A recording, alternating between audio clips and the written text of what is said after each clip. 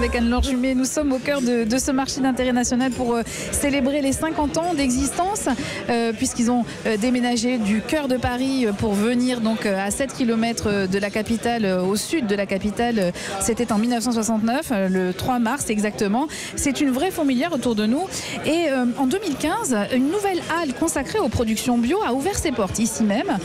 Michaël Darmon, les agriculteurs français sont en pleine mutation sur ce point de vue et ils ont des difficultés pour toucher les aides. Mais d'où vient ce blocage selon vous? Et oui, c'est vrai qu'il y a une inquiétude du côté des producteurs bio. Alors on l'admet sans barguigner autour du ministre de l'Agriculture Didier Guillaume. Il y a eu des retards de paiement pour les aides 2016-2017. Il faut savoir que pour faire valider un dossier d'exploitation en label bio, je vais vous m'inspirer à ce moment-là, puisque c'est la journée du compliment, modestement, du spécialiste des quiz, Axel Le Tarlet. Vous savez combien de critères faut-il pour obtenir le label d'exploitation bio? Une ribambelle. 9500. Combien, Eva?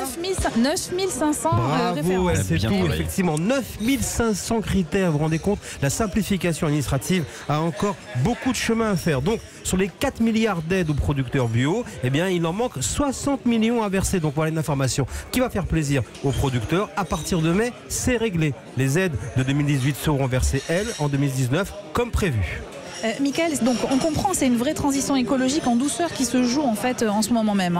Oui, parce qu'il faut le souligner aussi quand ça va bien. Pour accompagner ce qu'on appelle la transition d'assolement, c'est-à-dire avoir des terres bio, il faut 3 ans pour un agriculteur. L'objectif en France est de passer de 6,5% des sols en bio à 15% en 2022 et l'État met 1 milliard d'aides pour accompagner les transitions de manière à mettre les agriculteurs en phase avec les demandes de la société, d'aliments plus sains et de circuits courts. Mais il reste encore beaucoup d'efforts à faire. Par exemple, sur le domaine du lait, les producteurs, eux, ont un problème qui reste entier, si je puis dire, surtout lorsqu'ils souhaitent aussi faire du circuit court. Une association de producteurs de lait indépendants se bat contre la diminution drastique du nombre d'exploitations et les regroupements forcés en immenses exploitations intensives, avec toutes les conséquences pour l'environnement et le revenu des producteurs. Selon les calculs, effectivement, il faudrait payer à un producteur 45 centimes du litre afin de garantir et la qualité et le revenu décent. On en est encore très loin. On le voit avec le bio, si les politiques vertueuses existent, elles sont encore insuffisantes.